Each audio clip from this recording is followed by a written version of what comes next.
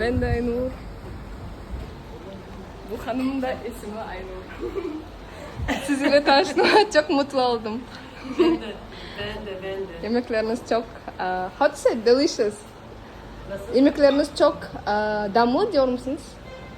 Damlı diyor musunuz? Yemeğiniz çok Güzel mi? güzel. Aha. Ha, teşekkür ederim. Ona ne diyorsunuz Türkçe'de?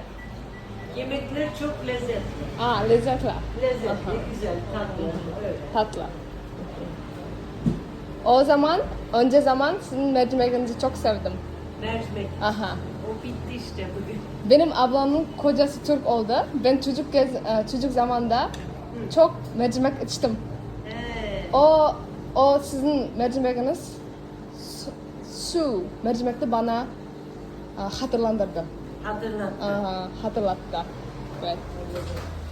Ha, o çocukken içtiğim mercimek çorbasını hatırlattı. Size. Ne güzel. Çocuk zaman. İçine hiç un falan koymuyorum. Sadece mercimek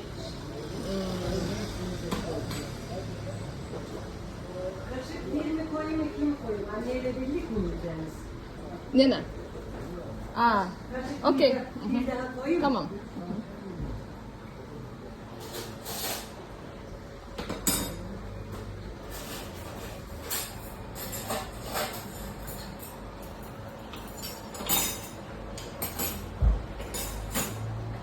Limona falan da koyayım.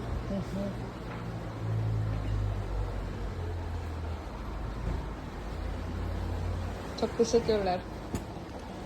Götürebileceğim değil mi? Bilirim. Teşekkürler. Ekmek vereyim sana.